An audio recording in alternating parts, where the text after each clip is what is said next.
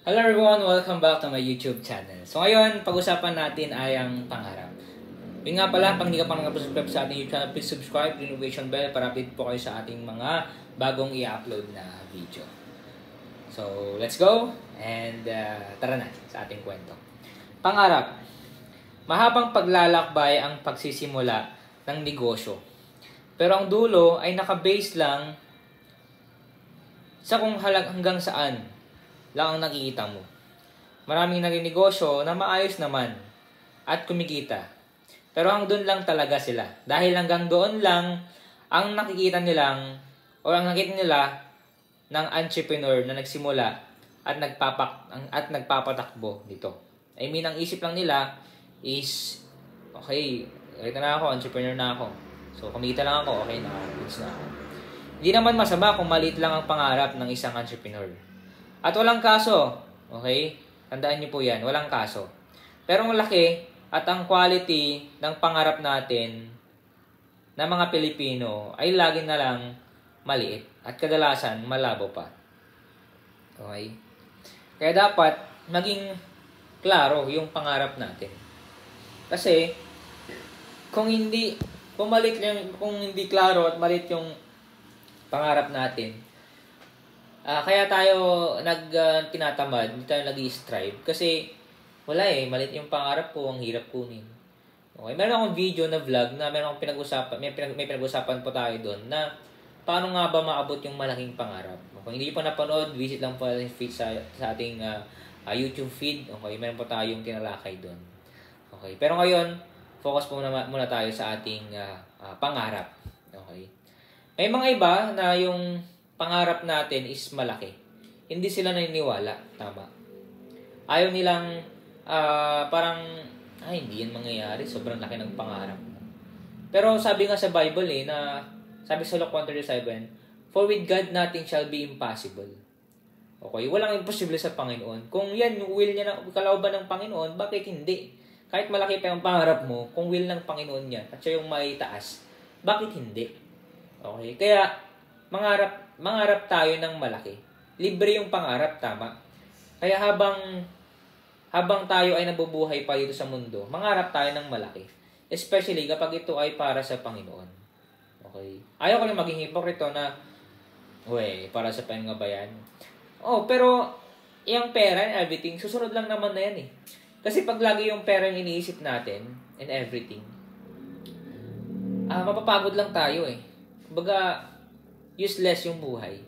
Kasi ang pera, susunod na lang yan. Kumbaga, isipin mo yung pusa. Okay? Kapag hinabol mo, lumalayo. Ganon din ang pera. Kapag sinusundan mo yung pera lagi, lalayo at lalayo yan. Okay? Hindi kagaya ng maghihintay ka lang. Okay? Magpipray ka. Okay? Darating na yan. Pero hindi ko naman ibig sabihin na maghintay ka na lang. Kumbaga, ang ibig kong sabihin, kailangan natin kumilos. Ibigay natin yung effort natin. After that, pag bigyan natin effort natin, ito yung best natin na ginawa sa pagninegosyo, edi darating na lang yung pera. Okay? Kailangan lang nating maging masipag.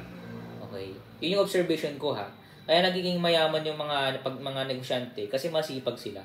Minsan nga hindi na sila nakakatulog, hindi sila natutulog kasi nga madaming mga ideya, madaming gustong ipagawa ang Panginoon, especially para sa Panginoon. Okay.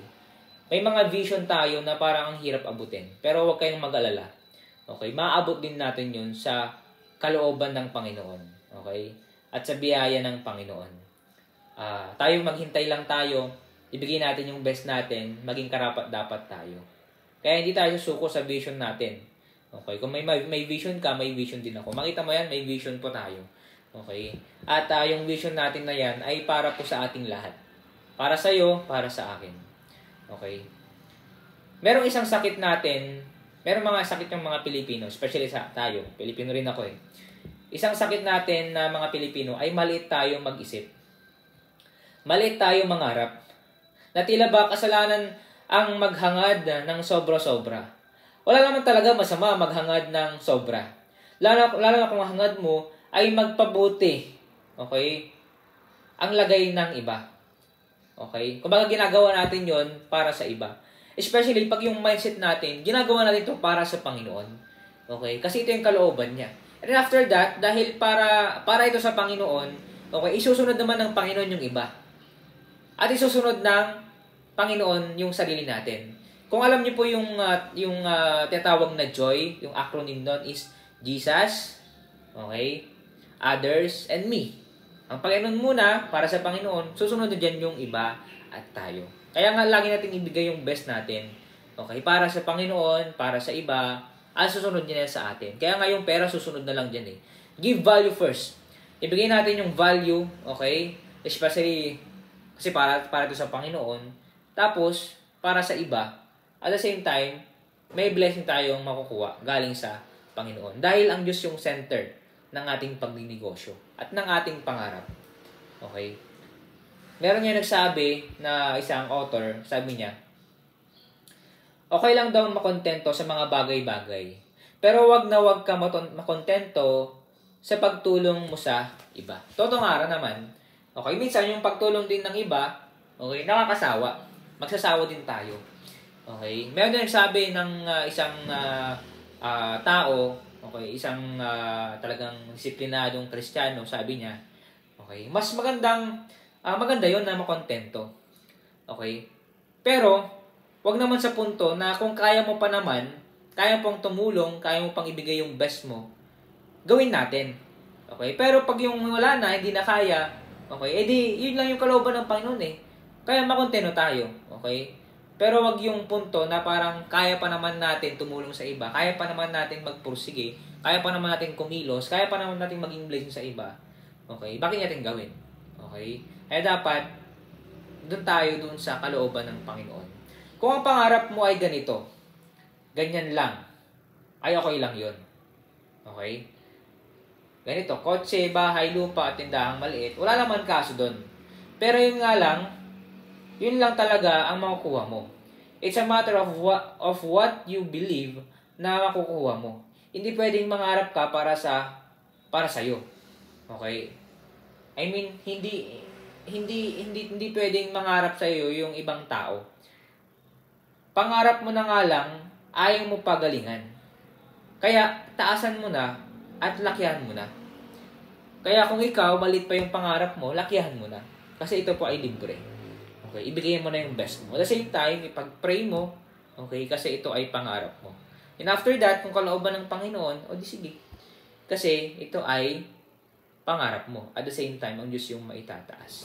Kaya mangarap tayo ng malaki. Mangarap tayo ng mataas. Kung kaya pa natin, sige. Okay? Kasi ibibigay naman ng Panginoon yung perfect timing, yung pangarap na yan. Okay? Kaya, kung ikaw, okay, na-discourage ka na, tuloy lang. Okay? May pangarap tayo. Okay? Dahil ang pangarap, diyan sisimula para tayo ay ma-motivate, okay, sa pagtatrabaho. Salamat po sa inyong suporta. Dito po tapos yung ating kwento at ating tinatalakay na about pangarap. Okay? At nawa, magtuloy-tuloy po tayo sa pagninegosyo. Okay? At wag tayong panghinaan ng loob. Kung tayo tinatamad, minsan, kailangan nating i-bypass. Sabi ko nga sa mga video ko, okay, kaya naman natin i-bypass yung katamaran na yun. Kinaantok ka, i-bypass mo, kapi ka. Okay? Para magawa mo yung pangarap mo na yun. Alright, so God bless po sa inyong lahat at see you po sa ating mga susunod na video dahil napaka-exciting yung mga susunod natin na vlog. Okay? Kaya kung may question ka, comment ka lang. Okay? And paalam po muna. Bye-bye.